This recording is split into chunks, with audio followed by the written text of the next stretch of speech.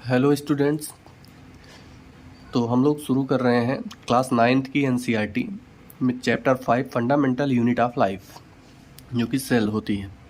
तो इस चैप्टर में हम लोग किस तरीके से एनसीईआरटी को पढ़ेंगे, जिन स्टूडेंट्स को एनसीईआरटी पढ़ने में समझने में दिक्कत हो रही है उनको टेंशन लेने की ज़रूरत नहीं है। हम लोग लाइन टू लाइन पहले एक्सप्लेनेशन देखेंगे, जो भी चीज़ें लिखी हुई हैं एनसीईआरटी में उन चीज़ों को पहले लाइन टू लाइन समझेंगे, फिर उसके बाद क्वेश्चन आंसर्स पे जाएंगे। तो क्वेश्चन आंसर मैं करवा दूंगा लास्ट में। पहले हम जो किताब में लिखा हुआ है उन चीज़ों को समझ लेते हैं। तो यहाँ पे कुछ कंटेंट्स हैं जो कि एनसीईआरटी में दे रखा है, उन्हीं चीज़ों को हम पढ़ेंगे। एनसीईआरटी से बाहर हमको कुछ पढ़ना ही नहीं है, जो एनसीईआरटी में लिखा है वही पढ़ेंगे, उससे ज़्यादा कुछ नहीं, उससे ज़्यादा ज़रूरत भी नहीं है। तो यहाँ पे कंटेंट्स में है, पहले हम सेल डिस्कवरी पढ़ेंगे, फिर उसके बाद सेल थियरी पढ़ेंगे। सेल थियरी क्या है, इस सेल के बारे में कौन कौन से साइंटिस्ट आए, उन्होंने क्या क्या बोला, उन चीज़ों के बारे में पढ़ेंगे। फिर उसके बाद कंपोनेंट ऑफ सेल के बारे में पढ़ेंगे कि जनरली 3 ही कंपोनेंट होते हैं, प्लाज्मा मेम्ब्रेन, न्यूक्लियस, साइटोप्लाज्म, जो कि एनसीईआरटी में दे रखा है, उसको पढ़ेंगे। फिर उसके बाद सॉल्यूशंस के बारे में कुछ दे रखा है एनसीईआरटी में, हाइपोटोनिक, आइसोटोनिक, हाइपरटोनिक, इन सॉल्यूशंस के बारे में पढ़ेंगे। फिर कुछ 2 प्रोसेस दे रखी है, एक ऑस्मोसिस है और दूसरी डिफ्यूज़न है। इन 2 प्रोसेस को पढ़ेंगे। ये 2 इतनी इम्पॉर्टेंट प्रोसेसेस हैं जिसके थ्रू सेल के अंदर या बाहर कोई चीज़ आती है, कैसे जाती है, प्लाज्मा मेम्ब्रेन के थ्रू। इन प्रोसेसेस के थ्रू ही जो है किस तरीके से रिस्पिरेशन होता है, उन चीज़ों को हम अच्छे से देखेंगे और इजी वे में देखेंगे, हो जाएगा। फिर उसके बाद सेल ऑर्गेनेल्स के बारे में देखेंगे, nucleus, endoplasmic reticulum, Golgi body, mitochondria, plastid vacuoles, nucleus है, प्रोकैरियोटिक का हो, यूकैरियोटिक का हो, हम देखेंगे। यही इतना कंटेंट दिया हुआ है क्लास 9th की एनसीईआरटी में।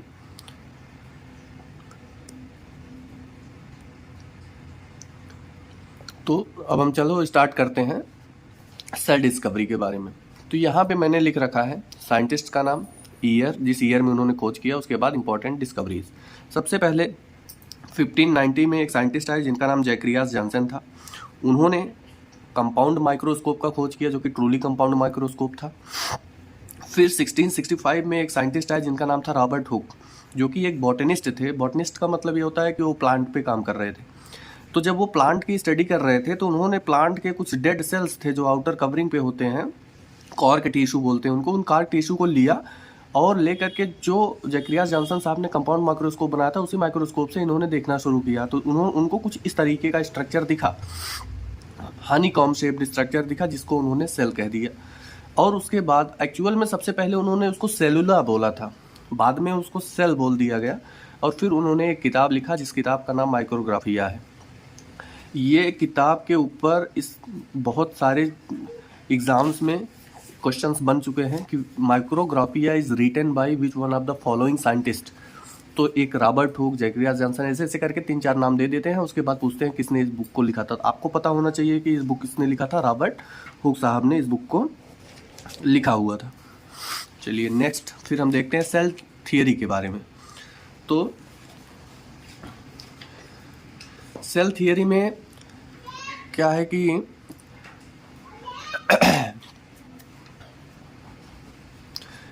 सबसे पहले 1838 में एक साइंटिस्ट आए जिनका नाम था मैथियस लाइडेन। उन्होंने कहा कि जितने भी प्लांट्स हैं, सारे प्लांट्स की बॉडी किससे मिलकर बनी है, सेल से। फिर उसके बाद 1839 में एक साइंटिस्ट आए जिनका नाम था थियोडोर स्वान।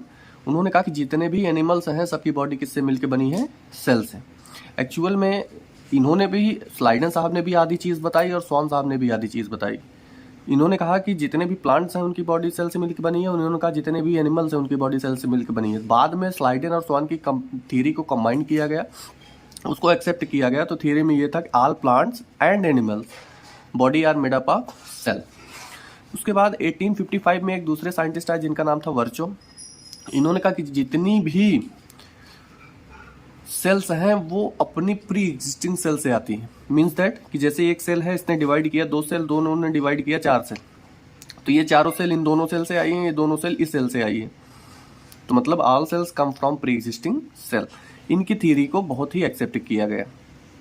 जैसे एक छोटा सा बच्चा है 1 ईयर्स का और दूसरा 15 ईयर्स, यही बच्चा एक बच्चा है 1 ईयर्स का, अब ये 15 ईयर्स का जब होता है तो इसकी हाइट भी बढ़ जाती है, वेट भी बढ़ जाता है। क्यों ऐसा?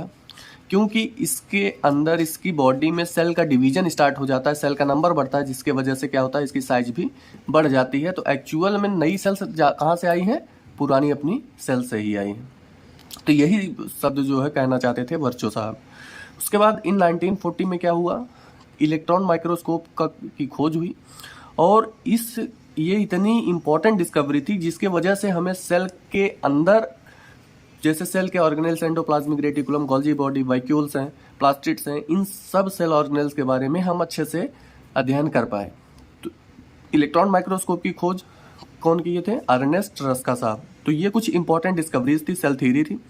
इसको ध्यान में जरूर रखना है, हमेशा इनको रिवाइज करना है, और जो चीज़ें लिखी हैं इनका स्क्रीनशॉट ले करके अपने नोट्स बनाते चलिए साथ में।